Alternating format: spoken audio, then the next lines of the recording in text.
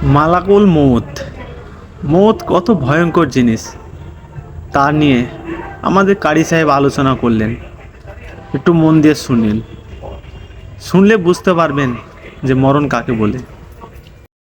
অনেক মানুষ দেখবেন প্রশ্ন করে মালাকুল মউত একসাথে এতগুলা মানুষের জান কিভাবে কবজ করে, প্রশ্ন করে না? এখানে 10 জন, ওইখানে 10 জন, আমেরিকা 50 জন, বাংলাদেশে 100 জন, এক এট এ টাইম মানুষ মারা যায়। এতগুলো মানুষ কিভাবে মালাকুল মউত একা মানুষের জান কবজ করে? মালাকুল মউত আল্লাহর নবীকে বলতেছেন, ওগো নবীজি, একটা মানুষের হায়াতের জিন্দেগি যখন শেষ হয়ে যায়,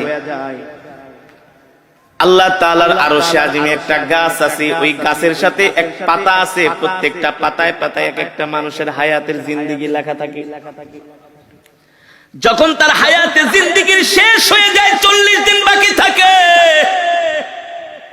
তার হায়াতের জিন্দেগির ওই গাছের পাতাটা হলুদ বর্ণ হয়ে যায় 40 দিন আগে। ওই বান্দাকে যে ফেরেশতার মাধ্যমে রিজিক দেওয়া হয়, ওই রিজিকওয়ালা ফেরেশতা 40 দিন আগে আয়েশা বইলা যায়, আল্লাহ তোমাকে 40 বছরের 50 বছরের জিন্দেগি দিয়া দুনিয়াতে পাঠাইছে, তোমার জন্য আল্লাহ যতটুকু রিজিক নির্ধারণ করছে, তোমার রিজিক খাওয়া শেষ, আর মাত্র 40 দিনের রিজিক বাকি আছে। কয়দিন? আবার যখন এইভাবে করে একদিন, 2 দিন, 3 দিন যেতে থাকে, প্রত্যেকদিন ফেরেশতা আয়েশা তার মাথার সামনে বৈশা বলে, শোনো শোনো, তোমার বাকি আছে আর 38 দিন, 37 দিন, 36 দিন। দেখেন আমার সাথে আপনাদের কথাগুলো মিলে কিনা। যখন একটা মানুষ ইন্তেকাল করবে, তার 40 দিন আগেই দেখবেন তার কথাবার্তা সবকিছু একটা পরিবর্তন চলে আসে, খাওয়া দাওয়ায় পরিবর্তন চলে আসে, খেতে পারে না। যে মানুষ আধা কেজি চাউলের ভাত খায়, 1 কেজি চাউলের ভাত খায়, আধা কেজি গরুর গোশত, 1 কেজি গরুর গোশত খেয়ে ফেলে, ওই মানুষ দেখবেন 1 মুঠা ভাতও খেতে পারে না। তার সামনে খাবার দিলে আর খাবার ভালো লাগে না। যে মানুষ 1-2 গ্লাস দুধ খেয়ে ফেলতো, সেই মানুষকে চামিচ দিয়ে দুধ খাওয়ানো হয়।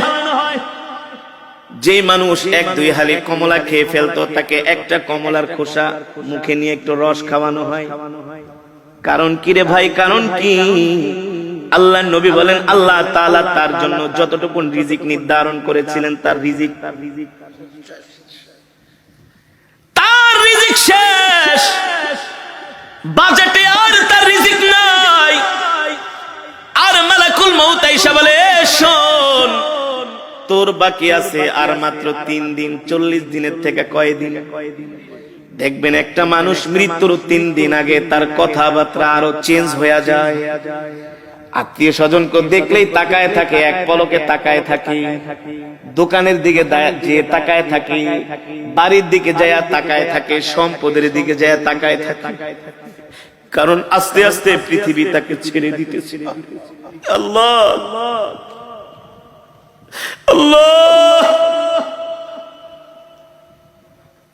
মালাকুল মউত আয়েশা বলে, তুই এখনো কি তওবা করস নাই? তোর মাত্র আর 3 দিন বাকি আছে। এই 3 দিনের বেশি আর দুনিয়াতে থাকতে পারবি না। তুই তোর গুনার জন্য আল্লাহর কাছে ক্ষমা চা। তখনই দেখবেন ওই মৃত ব্যক্তি যে ইন্তেকাল করবে, 3 দিন আগে তার সন্তানদেরকে ডাকে, কথার মধ্যে একটা পরিবর্তন, আবেগী কথাবার্তা বলে, বাবা রে, আমি যদি চলে যাই, তোর মাকে দেখা রাখিস, তোর ছোট বোনটারে দেখা রাখিস। আমি যদি মারা যাই,